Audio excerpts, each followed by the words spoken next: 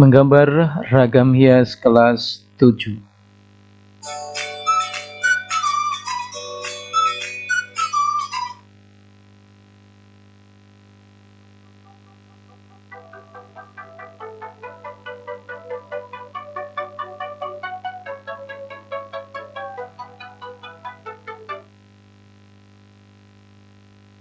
Assalamualaikum warahmatullahi wabarakatuh.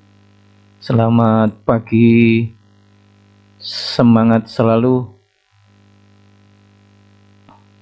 Mari sebelum kita mulai pelajaran hari ini, kita berdoa bersama-sama. Semoga Tuhan yang Maha Kuasa memberikan kekuatan, ridho setiap langkah yang kita lakukan. Berdoa dimulai.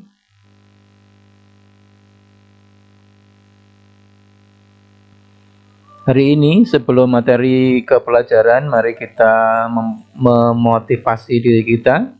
Kita belajar tentang karakter lebah atau karakter tawon.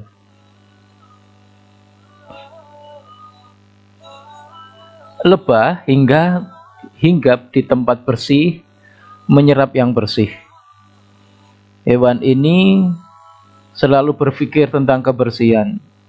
Dia berpikir yang positif, mencari yang bersih, menyerap yang bersih. Dia tidak mau hinggap di tempat yang jorok, kemudian makan yang jorok. Tidak pernah merusak. Ketika dia hinggap di pucuk bunga, dia bahkan membantu penyerbukan dari bunga itu. Dia mengambil sari makanan di sana tanpa merusaknya. Dia bekerja secara kolektif, ada yang menjaga rumah, ada yang menjadi raja, ada yang menjadi ratu, ada yang bekerja mencari nektar, kemudian dibawa pulang, berangkat pagi hari, pulang di sore hari. Kerja sesuai dengan tugas, yang menjaga di rumah, yang bekerja di luar, ya bekerja di luar. Dia mengeluarkan yang bersih. Dia mengeluarkan madu karena hasil dia mencari makanan di tempat yang bersih, menyerap yang bersih, kemudian dia mengeluarkan yang bersih. Dia tipe bekerja keras, tidak kenal pantang menyerah. Pergi pagi, pulang sore, saling menghargai satu dengan yang lainnya.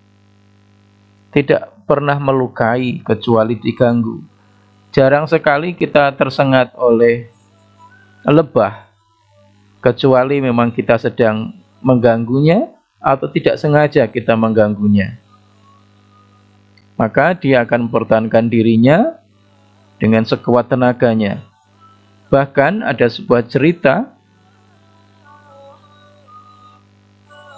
gajah yang begitu besar saja takut dengan namanya lebah. Gajah bisa mati dengan lebah. Kalau lebah sudah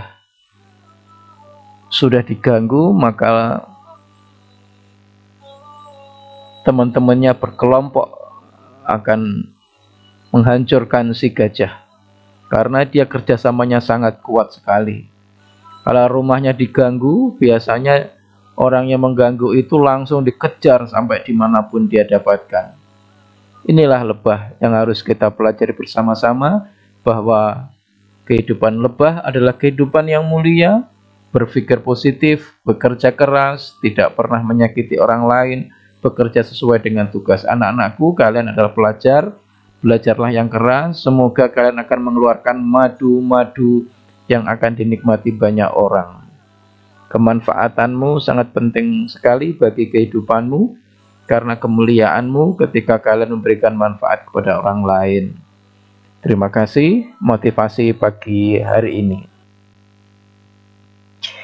Kita akan mempelajari ragam hias. Kompetensi dasarnya adalah sebagai pengetahuan, kalian nanti akan harus memahami prinsip dan prosedur menggambar gubahan flora, fauna, dan bentuk geometrik menjadi ragam hias. Sebagai keterampilannya, menggambar gubahan flora, fauna, dan bentuk geometrik menjadi ragam hias. Tujuan pembelajaran nomor 1, menjelaskan keragaman pada ragam hias Indonesia, mengidentifikasi keunikan ragam hias Indonesia, mengeksplorasi ragam hias flora, fauna, dan geometrik dalam bentuk gambar, mengkomunikasikan hasil karya ragam hias baik secara lisan maupun tulisan. Inilah yang akan kalian lakukan di dalam pembelajaran ragam hias ini. Kalian bisa melihat ragam hias ini yang ada di Pampang, Kota Samarinda. Maka sangat rugi kalian sebagai warga Samarinda kalau tidak pernah ke sana. Pampang dekat dengan bandara baru di Kota Samarinda. Bagi warga Samarinda tentu ini bukan merupakan hal baru, karena Pampang memang sudah lama sebagai destinasi budaya. Di sana ada sebuah rumah lamin, rumah suku Dayak, yang asal muasalnya lamin adalah rumah yang dihuni oleh keluarga suku Dayak. Tetapi pada rumah lamin ini hanya digunakan sebagai publik, sebagai budaya, sebagai media belajar. Sebagai media belajar anak-anak Samarinda, ini loh di sana ada suku Dayak Kenyah. Maka kalau kalian lihat di sini akan ada ragam hias yang sangat bagus-bagus yang menghiasi dinding depan dari rumah lamin ini. Di sini kita akan menemukan ragam hias burung enggang, harimau, anjing, tanaman paku, singa. Ya, dari lamin ini kita akan menemukan motifnya yang bersambung menyambung menjadi satu. Tidak ada ragam hias yang putus di sini. Ini melambangkan bahwa mereka adalah suku yang bersatu, saling menjaga satu dengan yang lainnya, satu keluarga. Mereka tidak berpisah-pisah, tapi mereka adalah satu keluarga suku Dayak Kenyah yang berada di Pampang. Kita patut bersyukur bahwa anak-anak tidak akan kehilangan budayanya, karena lamin di Pampang ini bisa sebagai sarana belajar. Kita patut bangga bahwa Indonesia kaya raya terhadap ragam hias. Yang berada di Jawa tentu akan kenal dengan berbagai macam batik. Batik pun beraneka ragam. Ya, di atas ini ada gambar singa. Ya, ini adalah tulisan lamin adat Pamong Tawai, Desa Budaya Pampang, Samarinda, Kalimantan Timur. Untuk sampai ke sini tidak kesulitan, karena sebelum bandara dari Kota Samarinda, maka belok ke arah kiri. Nanti akan melalui jalan yang sudah bagus, maka akan sampailah di Taman Budaya Pampang ini. Ini burung enggangnya, kemudian ada naganya, bisa kalian lihat. Kemudian ada singa di kanan dan kiri yang seakan-akan melihat warga di Pampang ini. Ini para wisatawan bisa melihat. Iya, kita sudah menghabiskan. Oke, kita kemudian melihat gubahan dari hewan. dari tanaman, dari geometris. Nomor 1, kira-kira kalian melihat gambar apa? Iya, burung yang sudah digubah. Kemudian nomor 2, tanaman yang sudah digubah menjadi ragam hias. Nomor 3, gambar geometrik, bentuk-bentuk yang terpolakan menjadi ragam hias. Nomor 4, bentuk patung, bentuk figuratif, bentuk manusia. Kemudian nomor 5, bentuk ragam hias dari batik.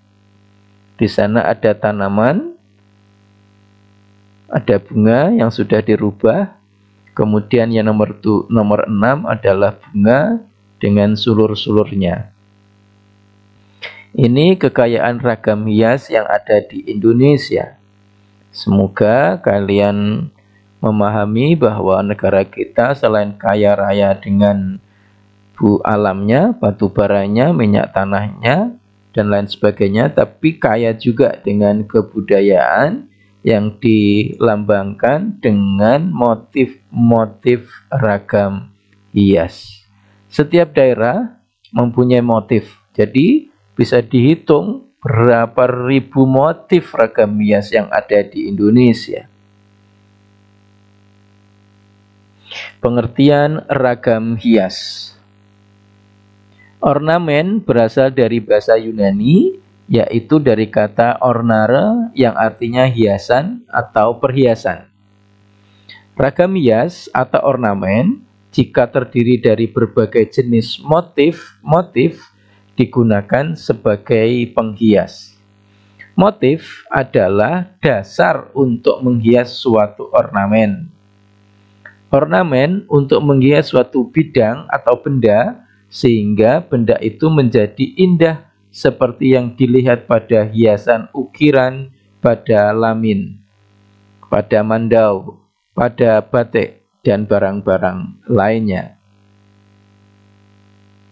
Motif artinya adalah bentuk dasar atau subjek dari sebuah gambar ragam hias.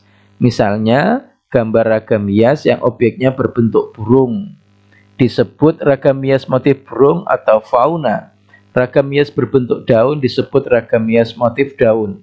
Ragam hias berbentuk segitiga, segi empat, dan sebagainya disebut ragam hias motif geometris. Nanti akan kita pelajari tentang motif lebih lanjut. Ragam hias dibuat dengan tujuan untuk menghias atau memperindah suatu barang. Bisa juga adalah ragam hias menghiasi sebuah ruangan kosong, sebuah tempat yang kosong agar menjadi indah. Ini pengertian dari ragam hias. Ragam hias yang ada di Indonesia berbeda-beda di setiap daerah. Tadi di awal sudah saya jelaskan bahwa setiap daerah mempunyai ragam hias yang berbeda-beda. Ragam hias yang ada di Jawa banyak didominasi oleh bentuk tumbuhan dan hewan. Suku Toraja di Sulawesi Selatan dan suku Dayak di Sumatera Utara, suku Batak di Sumatera Utara, suka membuat ragam hias yang berpola geometris. Papua, ragam hias yang lebih menonjol adalah bentuk-bentuk manusia dan bentuk-bentuk geometris. Nanti akan kita lihat seperti apa bentuk-bentuk ragam hiasnya. Seni menggambar ragam hias dapat dibagi menjadi 3 kelompok besar. Apa itu?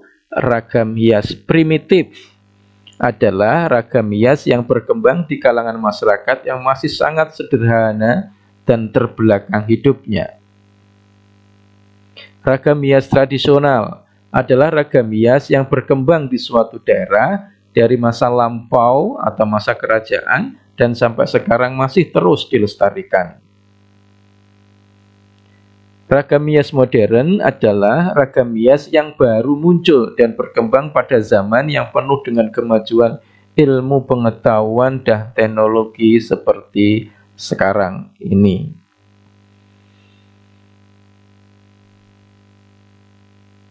jenis ragam hias. Nomor 1, ragam hias flora atau vegetal, yaitu gambar ragam hias yang objek atau motifnya berupa bentuk-bentuk tumbuhan, misalnya pohon, ranting, daun, bunga, buah, akar, atau lainnya. Kita lihat. Ya, ini ragam hias tumbuhan, ada bunga, ada sulur-sulur dari tanaman, ada daun. Di bawahnya juga sama, ada bunga, ada daun, ada ranting-ranting, ada sulur-sulurnya. Sama dengan ini juga ada daun, ada bunga, ada sulur-sulurnya.